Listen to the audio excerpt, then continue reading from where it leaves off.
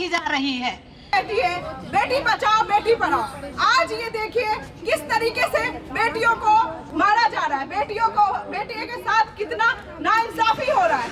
आप लोग जो आज यहाँ पर जंतर मंतर पर इकट्ठा हुए हैं, आप सभी का और हमारे मीडिया के भाई बहन जो यहाँ पर आए हैं, हम उन सभी का अपने संगठन ऑल इंडिया महिला सांस्कृतिक संगठन की तरफ से बहुत बहुत क्रांतिकारी अभिनंदन करते हैं, क्योंकि आप सभी एक ऐसी डिमांड को लेकर आए हैं जो आज देश की 50% आबादी की मांग है।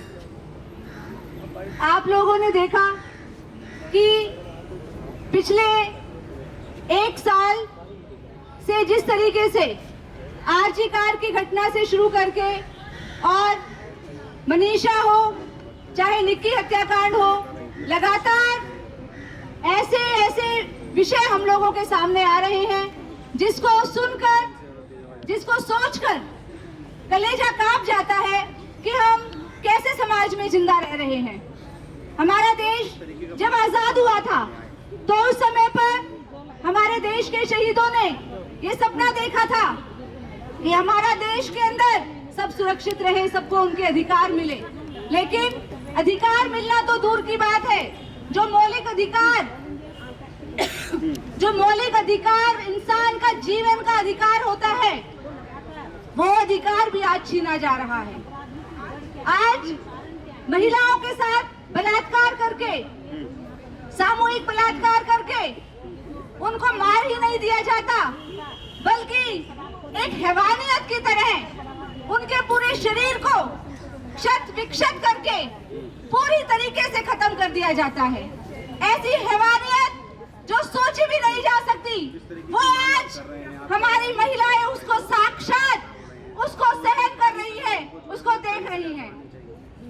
साथियों, जब से हम लोगों ने इस कार्यक्रम की परमिशन ली है, आप लोगों को हैरानी होगी जानकर कि दिल्ली के अंदर ये जंतर मंतर का छोटा सा हिस्सा, ये एक डेमोक्रेटिक स्पेस है।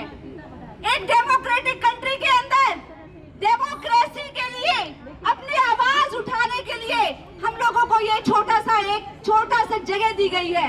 कहने को हमारा पूरा देश जो है वो विश्व की सबसे बड़ी डेमोक्रेसी है। लेकिन आप देखिए डेमोक्रेसी की असलियत देखिए, यहाँ पर अन्याय जो करते हैं उनको कोई परमिशन लेने की जरूरत नहीं होती है। जो अपराधी हैं उनको कोई परमिशन लेने की जरूरत नहीं होती है। वो स्कूल के अंदर भी अपराध करते हैं बच्चियों के साथ, वो स्कूल के अंदर भी बच्चियों के साथ बलात्कार करते हैं, सामूहिक बलात्कार करते हैं। वो एक डॉक्टर के साथ, जो डॉक्टर भगवान का रूप होती है, उस डॉक्टर के साथ भी वो बलात्कार करते हैं, सामूहिक बलात्कार करते हैं, लेकिन उनको किसी परमिशन की जरूरत नहीं होती है। वो अपनी बहू की इज्जत आबरू की रक्षा करने की बजाय उसको जिंदा जला देते हैं, लेकिन उनको किसी की भी परमिशन की जरूरत नहीं होती। लेकिन जब हम न्याय की लड़ाई लड़ने के लिए आते हैं, जब हम न्याय के लिए आवाज उठाते हैं, तो हमें 10 दिन पहले परमिशन की जरूरत है। हमें 10 दिन पहले परमिशन लेनी पड़ेगी। अगर हमने बिना परमिशन के कोई प्रोटेस्ट किया, कोई आवाज उठाई, तो हमें पुलिस स्टेशन में बंद कर दिया जाता है। और बोला गया है हमारे कानून में कि 6 बजे के बाद किसी भी महिला को पुलिस स्टेशन के अंदर रखा नहीं जाएगा, लेकिन यहाँ खुद कानून की धज्जियां उड़ाई जाती है और 9 बजे तक लड़कियों को और महिलाओं को पुलिस स्टेशन में बंद रखा जाता है। किसकी परमिशन ली आपने? हम पूछना चाहते हैं कि आपने किसकी परमिशन ली? ये देश संविधान से चल रहा है। ये देश किसी प्रधानमंत्री या राष्ट्रपति के एक अकेले व्यक्ति से नहीं चलता है। ये देश पूरी जनता से चलता है। तो कौन सी देश की जनता, भारत की कौन सी जनता आपको अलाउ करती है कि आप महिलाओं को उठाकर बंद कर दें और उनके साथ बदतमीजियां करें? लेकिन साथियों, ये हो रहा है हमारे देश के अंदर, क्योंकि हमारा देश आज जिस दौर से गुजर रहा है वो एक बहुत ही खतरनाक दौर है। हमें कहा जाता है कि हमारे देश से हम अंधकार युग से उठकर और एनलाइटनमेंट की तरफ आ गए हैं। लेकिन आप सोचिए, अंधकार युग की सच्चाई देखिए कि जब ये अंधकार युग था हमारे देश के अंदर, तो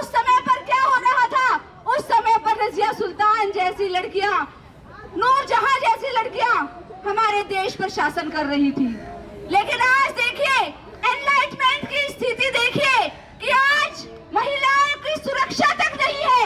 महिलाएं अपने स्कूल नहीं जा सकती हैं, अपनी नौकरी पर नहीं जा सकती हैं उचित होकर कॉलेज नहीं जा सकती है। और जिन महिलाओं ने इस देश का नाम रोशन किया, ऐसे समय में उन महिलाओं ने जब हमारे देश का नाम रोशन किया, जब यूरोप के अंदर भी महिलाएं सोच नहीं सकती थी कि वो पर्दे से बाहर निकल जाएंगी, लेकिन इस देश के अंदर रजिया सुल्तान ने शासन किया और बेपर्दा होकर शासन किया। उसने अपने सर से वो पर्दा हटा दिया और दिल्ली की जनता को बताया कि मैं दिल्ली की सुल्तान हूँ, आप मुझे स्वीकार करते हैं। दिल्ली की जनता ने रजिया सुल्तान को स्वीकार किया। लेकिन शर्म की बात यह है कि आज एनसीईआरटी ने उसी रजिया सुल्तान के पूरे चैप्टर को खत्म कर दिया है। कितनी शर्म की बात है, शर्म आनी चाहिए। एनसीईआरटी में बैठे उन पढ़े लिखे लोगों को हम कहते हैं वो पढ़े लिखे गवार हैं, जो ऐसी महिलाओं के इतिहास को खत्म करना चाहते हैं, जिन्होंने इस देश की महिलाओं, इस देश के निर्माण में योगदान दिया है। जिन महिलाओं ने आज निर्माण में जो महिलाएं योगदान दे रही हैं, वो आज पूरी तरीके से असुरक्षित है। साथियों, मनीषा की हत्या हो जाती है, लोगों ने विरोध प्रदर्शन किया, लोगों ने आंदोलन किया, उस आंदोलन के दबाव में सीबीआई को केस सौंप दिया जाता है। कहा जाता है कि सीबीआई इसकी जांच करेगी, क्योंकि पुलिस ठीक से जांच नहीं कर पा रही है कि आत्महत्या है कि हत्या है। सोचिए, इतनी फोरेंसिक डिपार्टमेंट हमारा इतना मजबूत होने के बाद एक 19 साल की बच्ची की हत्या कैसे हुई, ये नहीं पता कर पाई हमारी पुलिस। कितनी बेचारी असहाय है। इसीलिए केस दिया जाएगा सीबीआई को कि आत्महत्या हुई है कि हत्या हुई है। कोई हमें बताए कि आत्महत्या करने वाला पहले अपनी आंखें निकालेगा, फिर अपना यूट्रस निकालेगा, फिर अपने एक एक करके अपने अंगों को काटेगा और उसके बाद आत्महत्या करेगा। क्या बोला जाएगा? इसको शर्म बेशर्मी के अलावा और कुछ नहीं कहा जा सकता। साथियों, अगर निक्की की हत्या हो जाती है, मनीषा की हत्या हो जाती है, आरजी कार में अभया की हत्या होती है बलात्कार के बाद, केस तो वहां पर भी सीबीआई को जाता है। क्या हुआ अभी तक? आरजी कार एक डॉक्टर जो ऑन ड्यूटी एक डॉक्टर मर जाती है और सीबीआई केस को क्या कर रही है? साथियों, आज चाहे सीबीआई हो, चाहे हमारा न्यायालय हो, चाहे पुलिस हो, हम सबको आदर करते हैं। हम सबसे उम्मीद करते हैं कि वो सही तरीके से न्याय दे महिलाओं को, क्योंकि ये जानते हुए कि आज हमारे देश के अंदर राजनीतिक जो हम नेता हैं और जो गुंडे हैं और जो प्रशासन में हैं, उनका जो एक नेक्सस चल रहा है, उनका जो गठजोड़ चल रहा है, जिसके चलते सारे सबूतों को मिटा दिया जाता है। किस तरीके से पूरे देश भर में महिलाओं को जो सुरक्षा देने की बात करती है सरकार, और किस तरीके से उनको बेघर करके रोड पे ला दिया गया है। लोग आज किस तरीके से रिश्तेदारों के यहाँ रोडों पे इधर उधर जाके मजबूर हो गए। इतने दिल्ली में इतना व्यवस्था नहीं है, इतने मकान नहीं है जिनके मकान तोड़ दिए जाए, उनको शिफ्ट कर दिया जाए। वो बहुत ज्यादा परेशान हाल में है। लेकिन ये चीज बड़े बड़े मीडिया चैनलों पे ये नहीं दिखाते। क्यों नहीं दिखाते? क्योंकि उनको जो है जमीनी लोगों से, नीचे तबके के लोगों से, गरीब महिलाओं से, बच्चियों से, चाहे वो पढ़ी लिखी महिला हो, चाहे वो गरीब परिवार हो, उनसे इनको सरकारों को कोई लेना देना नहीं है। बस चुनाव के समय इनका भाषण होता है, इनका नारा होता है, बेटी बचाओ बेटी पढ़ाओ। कहाँ बेटियां बच रही हैं? एक बच्ची को जला दिया जाता है, लड़की को, ऊपर से उसी को बदनाम किया जा रहा है। एक बच्ची को किस तरीके से गले काट के उसके अंगों को निकाल दिया जाता है। फिर भी ये सरकार जो है, ये पुलिस प्रशासन जो है, उस बात को जब वो कंप्लेन कर रहा है पुलिस वाले से, तो उस बात को ये पुलिस प्रशासन कह रही है कि तुम्हारी बच्ची भाग गई होगी किसी के साथ। तुम्हारी बच्ची ऐसी होगी, तुम्हारी बच्ची वैसी होगी। ये सरकारें न जाने कैसे कैसे महिलाओं पे प्रशासन जो है आरोप लगाती है, उसे नीचा दिखाती है बजाय उसे इंसाफ मिलने के, लेकिन उसे इंसाफ नहीं मिलता।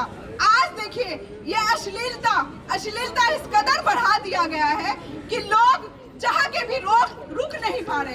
एक तो कानून ऐसा सख्त नहीं जो इन मुजरिमों को सजा मिले, दूसरा ये अश्लीलता इतना ज्यादा बढ़ावा दे दिया गया है कि छोटे छोटे क्लास के बच्चों को भी ये दरिंदे छोड़ नहीं रहे। आपने देखा मुस्तफाबाद में, आपने देखा पूरी दिल्ली में, पूरे देश भर में जगह जगह से। अभी मैं रात में 12:30 बजे फोन आता है कि दिल्ली तो बिल्कुल सेफ है, 20% अपराध कम हो गए हैं। तो मैं इनसे पूछना चाहती हूँ कि 20% अपराध कम हुए हैं, 80% अपराध हो रहे हैं, तो क्यों हो रहे हैं? ये किसकी वजह से हो रहे हैं? प्रशासन इस पर बिल्कुल सजग नहीं है। एक छोटी सी बात है कि ये कहा जाता है कि भिवानी में अगर अपराध हो रहा है तो आप वहां जाकर के प्रोटेस्ट कीजिए, गाजियाबाद में अपराध हो रहा है तो वहां जाके प्रोटेस्ट कीजिए। वहां योगी सरकार का दावा रहता है कि गाजियाबाद बिल्कुल सेफ है, लेकिन वहां के हाल कुछ दिनों पहले कुलदीप सेंगर जैसे हैवानों ने एक लड़की के पूरे परिवार को खत्म कर दिया था। आज भी लगातार इस तरह से अपराध बढ़ रहे हैं। न छोटी बच्ची देखी जा रही है, न 80 साल की बुजुर्ग महिला देखी जा रही है। मैं पूछना चाहती हूँ तो इस तरह के दावे क्यों किए जाते हैं? अभी कल प्रशासन से मुझे फोन आया कि दिल्ली में किसी तरह का कोई रेप केस नहीं हो रहा है। आंकड़े मैंने जब इसमें सर्च किया तो अभी 1.5 महीने पहले एक 1.5 साल की बच्ची के साथ बलात्कार करके उसका शव सूटकेस में छुपा दिया।